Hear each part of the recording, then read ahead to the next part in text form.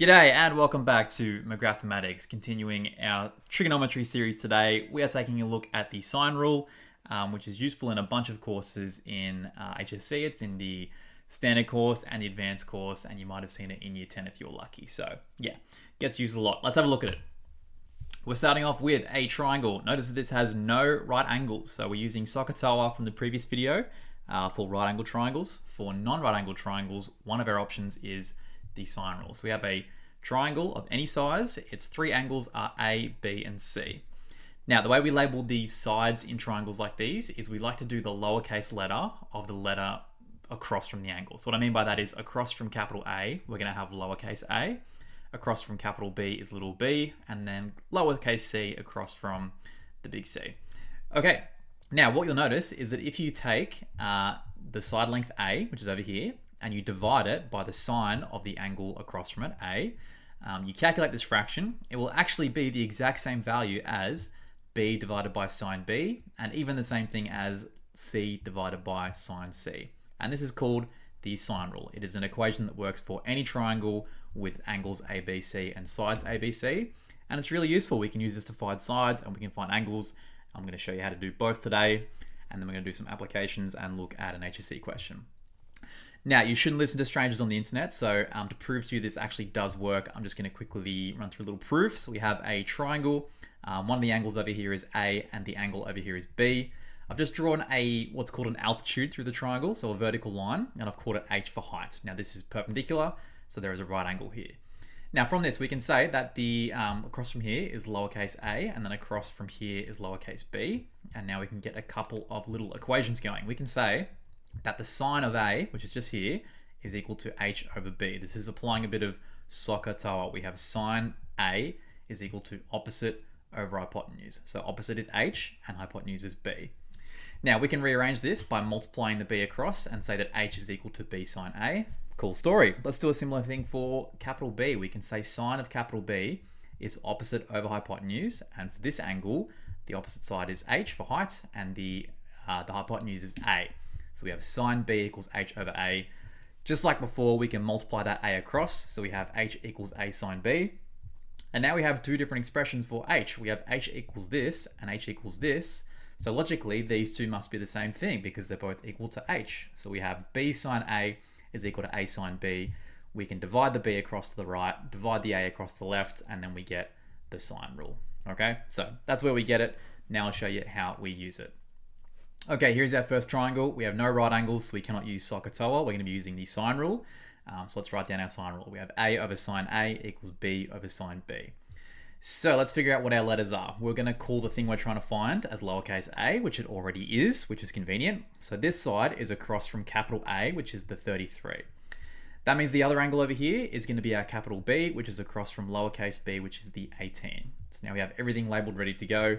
We have our formula written down, and now we can substitute the values into the formula. So A is already A. We're going to have sine 33 on the bottom. And then for the second fraction, we have 18 over sine 69. Funny number. Okay, now we are going to solve this equation for A. So on the left-hand side, A is being divided by sine 33, which is just a number. This is something you put into your calculator. So to get rid of this divided by sine 33, we're going to multiply both sides by sine 33, and that's going to get rid of the divided by on the left-hand side. So now we just have A equals 18 over sine 69 being multiplied by sine 33. This looks like a mess, but we can just chuck this into a calculator. If you have one nearby, please pause the video and check you can chuck this into your calculator and get it to give you an answer of around 10.5. So that's our estimation for the side length A using the sine rule. Okay, so there you go. Label your angles, label your sides, write down your formula, chuck in the values, multiply, and then calculate. A few steps, but none of them are particularly difficult. If that made sense to you, by all means, pause the video and have a crack at this one by yourself. I'm not going to run through the solution because it's very similar to what we just did, but hopefully by now you are pausing and trying. Otherwise, I'm just going to spoil the answer for you in 3, 2, 1. All right, the answer to this one is that A is equal to 20.5. If you paused and had to go and got that answer, you are absolutely wonderful and I'm so proud of you. So that's sides. Let's look at how we use the sine rule to find angles with our next one. We have a non-right angle triangle once again. We have two side lengths of 9 and 11.2, and we have a couple of angles. One of them is 39 and the other one is unknown. So typically when you're working with two angles and it's a non-right angle triangle, the sine rule is going to be the way to go. And so we are going to use the sine rule. We're going to write it down, but we're going to write it upside down to the version we had before. In worked example 1, we had lowercase a and lowercase b on the top. If you are finding an angle, the best thing you can do is flip your equation so that the angle parts, the bits with the sines, are on top. Trust me, it's going to make the algebra a little bit easier for you. So highly recommend. So flip the equation when finding an angle, put the angles up top, and make your life easier. Okay, now we've established we are working with the sine rule. Let's label all our stuff in our triangle. So capital A is going to be the angle that we're trying to find, which in this diagram is x. So we have capital A here. This is across from lowercase a, which is the 9, which actually already kind of looks like an A, which is kind of convenient, I suppose. The other angle provided is the 39. That's going to be capital B. And so this is across from the other side, 11.2, which is lowercase b. All right, everything's labeled. We have our equation written down. Let's substitute our values into the equation. So sine A is going to become sine X. This is being divided by 9. And then our second fraction is sine 39, which is being divided by 11.2. Now, this is the equation we are trying to solve for X. So on the left-hand side, we have two things to get rid of. We have a divided by 9 and we have a sine, which is a cool little rhyme. So let's multiply by 9 to get rid of this fraction. So times 9 and divided by 9 are going to make each other vanish. And so on the right-hand side, if you want, you can put this times 9 on the top of the fraction. It looks a little bit neater and it means the exact same thing, but that is optional. You can just do times 9 out the side if you prefer, but it's the same thing here. Okay, there's the divided by 9 taken care of. Now let's get rid of the sine. And in trigonometry, the way we undo a sine or a cos or a tan is we do inverse sine, inverse cos, or inverse tan. As I said in my last video, the way you can get inverse sine on my calculator that I'm using is I press shift sine. If you're using a different calculator, it may be a different button. So shift sine opens up sine inverse, and then I put in the right-hand side of 9 sine 39 over 11.2. Punch that into your calculator, and if it's in the right mode, it should give you an answer of about 30 degrees and 23 minutes. So pressing the degrees, minutes, second button should turn your decimal answer into degrees and minutes if you need that to be the case. Okay, so there's your example on how to find a side using the sine rule. If you're looking for some more practice to build some confidence, here is a question for you to pause the video and have a crack yourself. Otherwise, you just want me to power through and get onto more examples, that's fine. I have no control over what you do. I am not police. I am just a maths teacher talking to my computer in a dark room after school. Okay, so anyway, let's assume that you paused and had a crack and you already got your answer, which was equal to about 46 degrees and 35 minutes. If you genuinely paused and got that yourself, you have my blessing. Well done. Let's go forth and try some harder questions. Let's do some applications. Okay, before we get onto that, we need to talk about a special kind of sine rule question, which is called the ambiguous case. Now, ambiguous is a word that means it's not very clear, or it's not really certain what you mean. And that'll be explained very soon. But let's start off with our picture. We're going to find the size of angle X, and we have a 25 over here, we have a 14 across from that, and a 17 across from the X. So we don't have any right angles, so SOHCAHTOA is off the cards. We're going to go forward with the sine rule. And because we are finding an angle, we're putting the sine A and the sine B on the top. Okay, labeling our stuff. X is what we are trying to find, so that's going to be our A. The other angle is going to be B. Across from capital A is little a, and across from capital B is little b. So there's our A's and B's ready to go. Putting them into our equation looks like this. We have sine X over 17 equals sine 25 over 14. We're going to rearrange this and solve for X. So we're going to multiply the 17 across to the right-hand side. So the divided by 17 is gone now. Now it's a times 17. And we'll get rid of the sine by doing a sine inverse. So we have X equals sine inverse of the right-hand side. Putting that into a calculator gets us an answer of approximately 31 degrees. Now, I don't know about you, but looking at this picture, this does not look like a 31-degree angle. So either the picture is wrong or we are wrong. Sometimes it's both. In this case, it's neither. What's happening here is that sometimes you can draw two different triangles using a 25, a 14, and a 17, and one of them will have a 31-degree angle. This one is not the case. This is quite clearly an obtuse angle. But the thing is, your calculator is only designed to give you the first solution for this equation, and the first solution is always going to be an acute angle. So if you need the second solution to this equation, which is the obtuse answer, which is what we want in this case, because, you know, the power of eyesight, it's clearly obtuse, what we need to do is manually take our answer and subtract it from 180. Okay? So taking your answer from the calculator, subtracting that from 180, that's going to give you your second solution, which is the obtuse answer in this picture. 180 take away 31 is equal to 149, and that is the value of x in this picture. So if it's an ambiguous case where it's not really sure if the angle is acute or obtuse, hopefully the question will tell you, so you know whether to take the first answer of 31, or if you need to go forward and do a bit of work and get the second answer, which in this case is 149. Okay, so hopefully the question will specify. All right, let's finish off with a couple of applications. Here is a spicy level question. We have find the length of k to 1 decimal place. If you are the kind of student who likes a challenge, by all means pause the video before I run through my solution and completely spoil it for you. We have O is the center of a circle, and we have A and B are 2 points on the outside of a circle.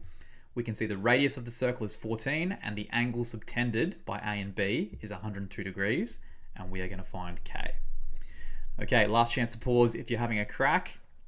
All right, so we have a radius of a circle from O to A, which means that from O to B is also a radius of the same circle. So it's going to also be 14. So we have two sides.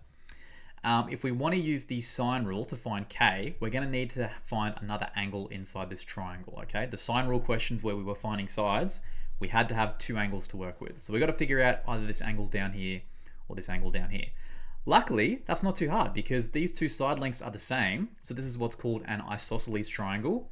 And when you have an isosceles triangle, these two base angles are going to be the same thing.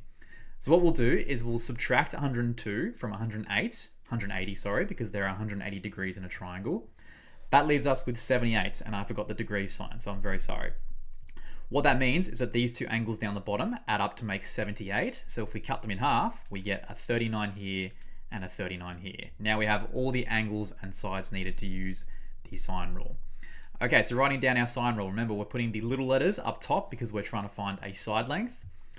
K is what we're trying to find, so this is going to be our A, and so across from that is going to be our capital A, which is 102. We can pick either of the 39s as our capital B, and then across from either of those is a 14 for our lowercase b. So putting the information from the diagram into our equation, we have K over sine 102 is equal to 14 over sine 39. Okay, there's our fraction ready to solve. Like we've done a few times today, when we're trying to get rid of the bottom of a fraction, all we need to do is multiply it across to the right-hand side. So sine 102 is multiplying over to the right.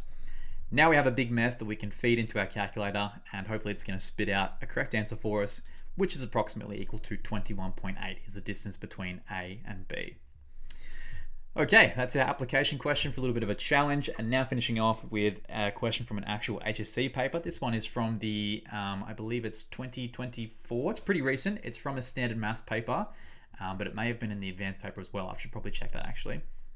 Anyway, we have two vertical flagpoles, B, E, and C, D, and it's on a sloping ground. They're 20 meters apart, and we have this triangle on the left here. We have an angle from E to A of 27, 106 at the base, and the length from A to E is 53.8. Now, for today's question, all we're doing is part A. There was a part B, which was a little bit more tricky, but we're just focusing on the sine rule today. Part A is what is the height of the flagpole, BE, so this length here, correct to 1 decimal place. Okay, so it's for 2 marks. So what we have here is EB, or BE, is one of the side lengths of this triangle, AEB. Which is good because in this triangle, we have two angles. Even though the triangle is not right angled, because we have two angles, we can use the sine rule, as we've already established today, to find either of the other two sides. So let's do that. Let's make a bit of room down here. Yeah, like I said, this was from the 2024 paper. This was a band 4 level question. Okay, so setting up our sine rule, we want to find a side length. So we're going to have our lowercase a there. This is going to be across from our capital A, which is the 27. The other corner is going to be our capital B, which is across from lowercase b, which is the 53.8. So we have capital B and we have little b. Okay, we're using the sine rule to find a side, so we're going to put the little letters up the top to make our lives a little bit easier. Now we just need to put our values into the question. So A is what we are trying to establish, which is BE. That's across from sine 27 for the bottom. Our other fraction is 53.8 for this side length here, which is across from 106. So we have 53.8 over sine 106. Okay, so the real challenge with this question was just interpreting the question and recognizing that we can use the sine rule. Once you know that you're using a sine rule and you've subbed in your values, the rest is very easy now because we just need to multiply sine 27 across to the right-hand side. So we get BE equals 53.8 over sine 106, multiplied by sine 27. We chuck this into our calculator and call it a day. We're going to be rounding to 1 decimal place. I hope that I read that and did it correctly. Let's have a look. 25.4 meters is our correct rounded answer for the length from B to E. Like I said, this is part A, part B, and I think there might have even been a C. We will cover in a later video, but for today, we're just focusing on the sine rule to build some confidence. Okay, that's it. If you found that useful and you're looking for more trigonometry content, I'm putting out a few more videos over the next month or so, so feel free to subscribe if you don't want to miss them. And yeah, hope you're learning, having a good day, and I'll see you in the next video. Bye for now, not forever.